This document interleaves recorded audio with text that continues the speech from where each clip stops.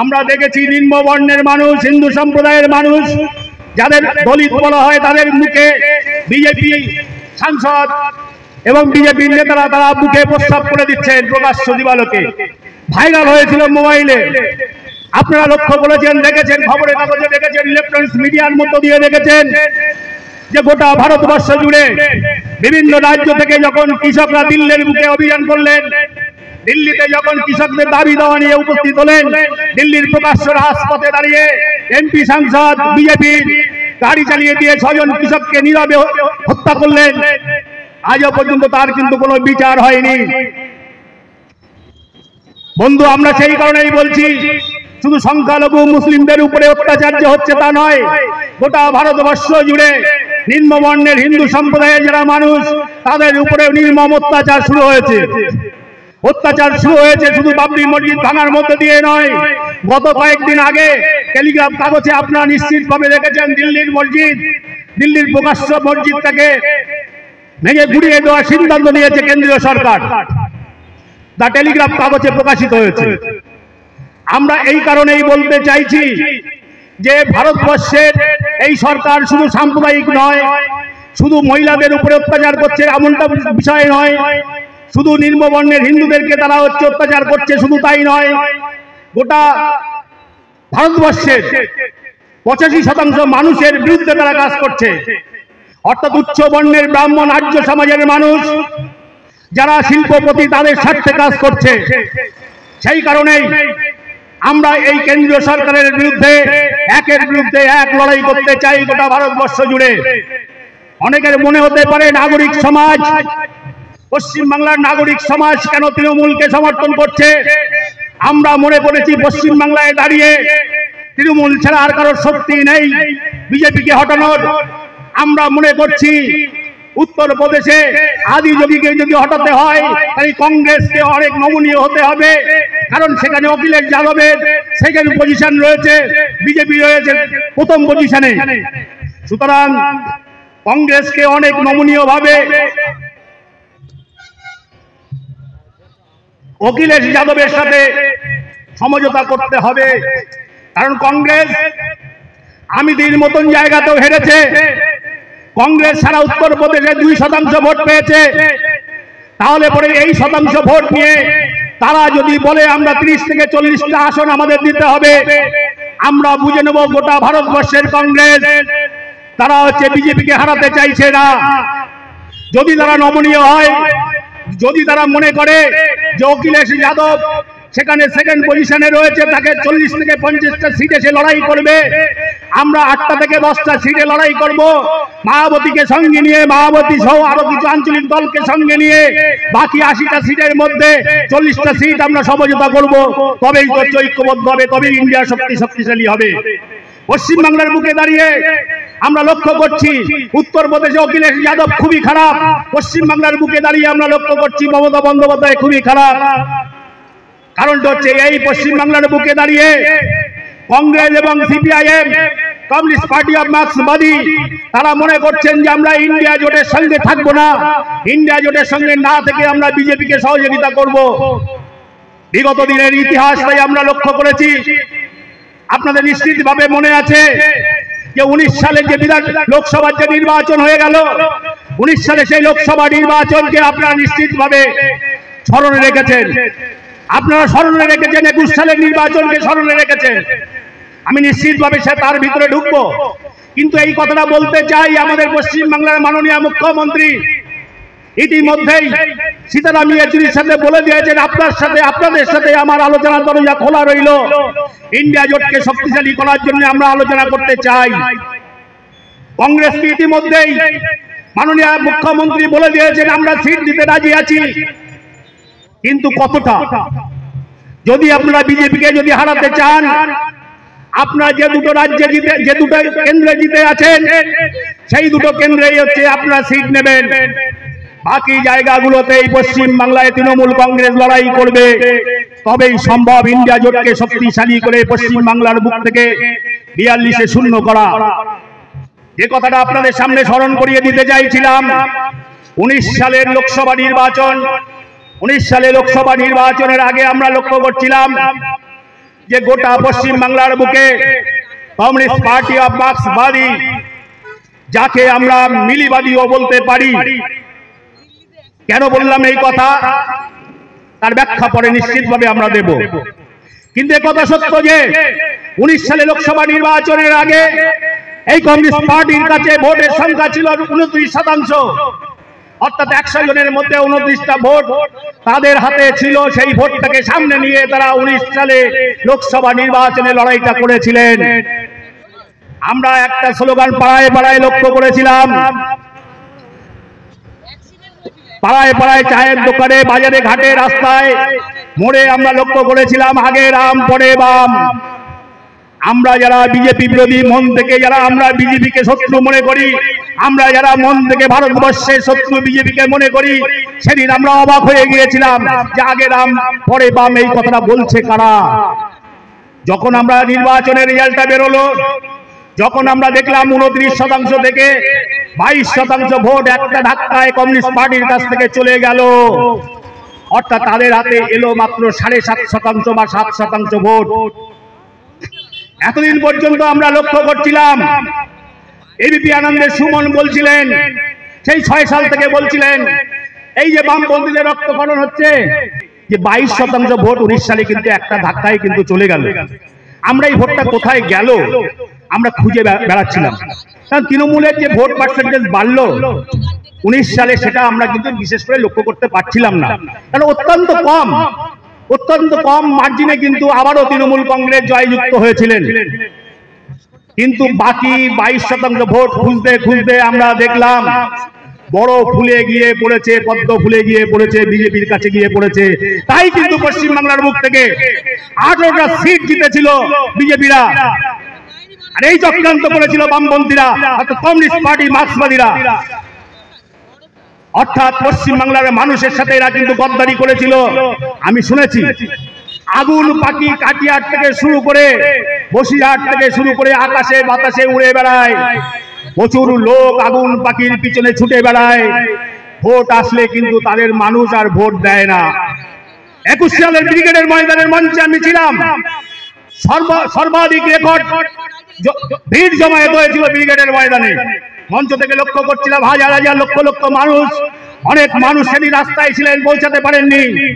কিন্তু 21 সালের আগে আমরা যে ব্রিগেড করলাম, 16টা বামপন্থী দল সহ আইএসএফ এবং কংগ্রেস মিলে যে আমরা সংযুক্ত মোর্চার পক্ষ থেকে আমরা জোট করেছিলাম, আমি তখন ওদের মধ্যেই ছিলাম। লক্ষ লক্ষ লোক ব্রিগেডের ময়দানে এবং কলকাতার রাজপথে, গ্রামগঞ্জের রাজপথে ছিলেন। ভোট যখন হলো 21 সালে, আমরা কি লক্ষ্য করলাম? 21 সালে যে ভোট হলো আমরা লক্ষ্য করলাম আরো 2% ভোট তারা ট্রান্সফার করে দিয়েছে কোথায়? বড় ফুলে, পদ্ম ফুলে, বিজেপিতে। অর্থাৎ তাদের ভোট 7.5% থেকে নেমে এলো 5.5% ভোটে। অর্থাৎ প্রতিনিয়ত এই বিপ্লবী আগুন পাখি ঝাঁপিয়ে বেড়াচ্ছেন আকাশে বাতাসে, আর ভোটগুলো ট্রান্সফার করছেন বিজেপির পদ্ম ফুলে।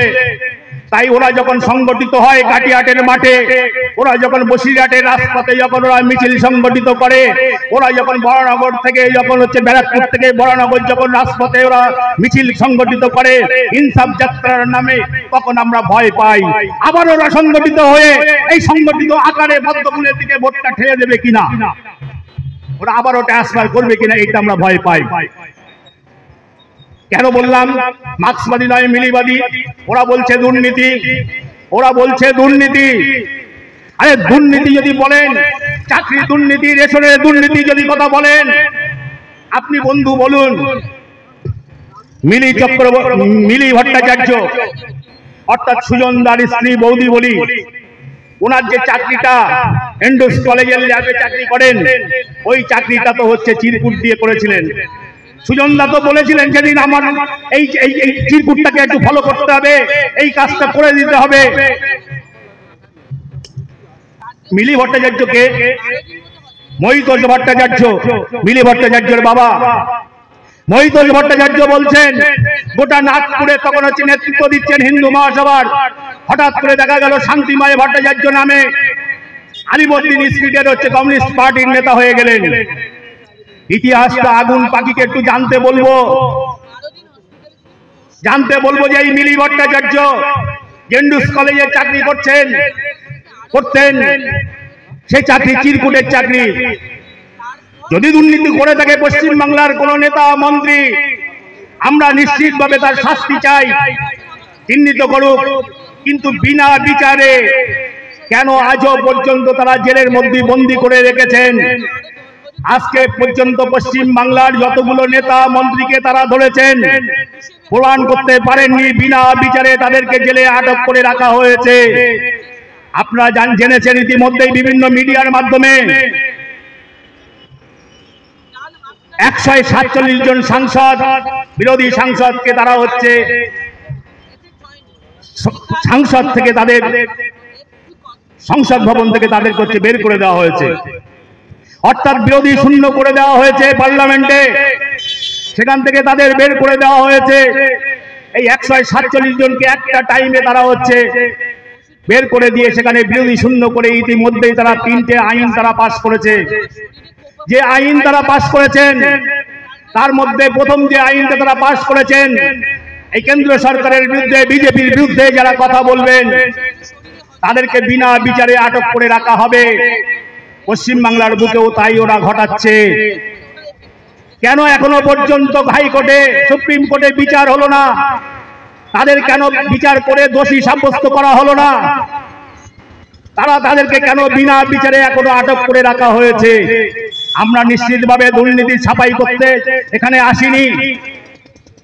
পশ্চিমবাংলার বুকে আমরা লক্ষ্য করেছি কংগ্রেসের 30 বছরের জামানা স্বাধীনতার পরে, আমরা লক্ষ্য করেছি 34 বছরের জামানা, লাল জামানা।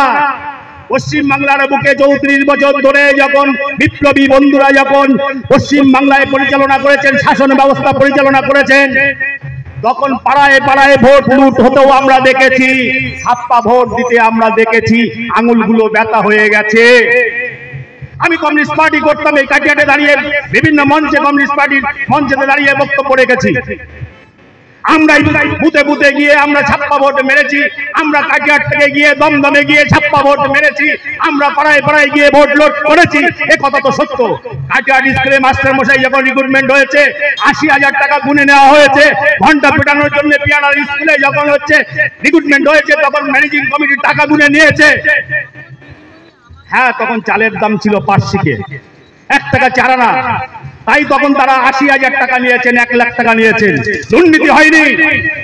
রেকর্ড দুর্নীতি যদি না হতো, জ্যোতি বসু যখন মুখ্যমন্ত্রী পশ্চিমবাংলার বুকে, বুদ্ধদেব ভট্টাচার্য যখন হচ্ছে মন্ত্রিসভার ক্যাবিনেট মন্ত্রী, তখন বুদ্ধদেব ভট্টাচার্য বলছেন আমি এই চোরেদের মন্ত্রিসভায় থাকবো না।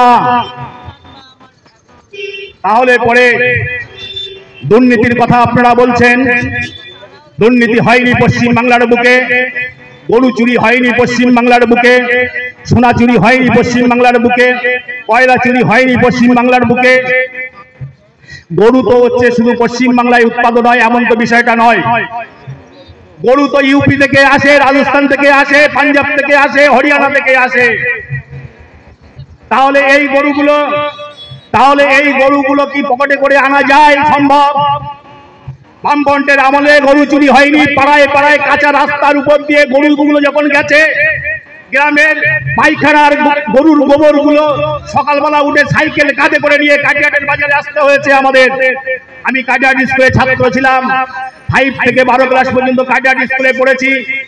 আমরা কাটিয়াটে পেয়ারা তেগুড়ার মধ্যে দিয়ে যখন এসছি, গরু গেছে রাতে, গরুর গোবর আর মানুষের পায়খানা, শৌচালয় ছিল না, বাড়িতে বাড়িতে নির্মল পায়খানা ঘর ছিল না, বাড়িতে বাড়িতে সুন্দর ব্যবস্থা, জলের ব্যবস্থা ছিল না। তাই এই গ্রামের রাস্তাগুলোতে গরুগুলো যখন হেঁটে গেছে বামফ্রন্টের আমলে, যখন গরুগুলো এখান থেকে পাচার হয়েছে বাংলাদেশে, তখন পশ্চিমবাংলার মাননীয় মন্ত্রীরা কোথায় ছিলেন? কয়লা যখন পাচার হয়েছে তখন কোথায় ছিলেন? সোনা পাচার হয়েছে, বিস্কুট পাচার হয়েছে, মুড়ি পাচার হয়েছে, চাল পাচার হয়েছে, সাইকেল পাচার হয়েছে, হাঁস মুরগি পর্যন্ত পাচার হয়েছে বাংলাদেশে। কোথায় ছিলেন বামপন্থী বন্ধুরা সেদিন? আজকে তৃণমূলের জামানায় পশ্চিমবাংলার বুকে শুধু গরু চুরি হয়, সোনা চুরি হয়। গরুগুলো তো পশ্চিমবাংলায় শুধু উৎপাদন হয় না, দিল্লির স্বরাষ্ট্রমন্ত্রী তো রয়েছেন অমিত শাহ, তার তো বিশাল বাহিনী রয়েছে, মিলিটারি, বিএসএফ, তারা তো বর্ডার চৌকি দেয়। তাহলে তোমরা কত টাকা নিয়েছো যে গরুগুলোকে তোমরা পাচার করতে দিচ্ছ বাংলাদেশে? কত টাকা তোমরা নিয়েছো, সোনাগুলো তোমরা পাচার করতে দিচ্ছ? তাহলে এই স্বরাষ্ট্রমন্ত্রীর বিরুদ্ধে কেন সিবিআই ইডি লাগে না? কেন কেন্দ্রের প্রধানমন্ত্রী নরেন্দ্র মোদী, অমিত শাহর বিরুদ্ধে কেন হচ্ছে সিবিআই নেই? সিবিআই নেই কেন আসামের মুখ্যমন্ত্রী হেমন্ত বিশ্ব শর্মার বিরুদ্ধে? কেন সিবিআই নেই, ইডি নেই অমিত শাহ ছেলে জয় শাহর বিরুদ্ধে, যার 16 গুণ অর্থ বেড়েছে? কেন নেই বিজেপির এমপি এমএলএ, বিজেপি শাসিত রাজ্যে যারা দিনের পর দিন অর্থ লুট করে পাহাড় করছে, ভারতবর্ষের ব্যাংকগুলোকে যারা দেউলিয়া করে দিয়েছে, ব্যাংকগুলোকে যারা উঠিয়ে দিয়েছে, যে আদানি আম্বানি থেকে মেহুল চোস্তি থেকে শুরু করে একের পর এক সবাই,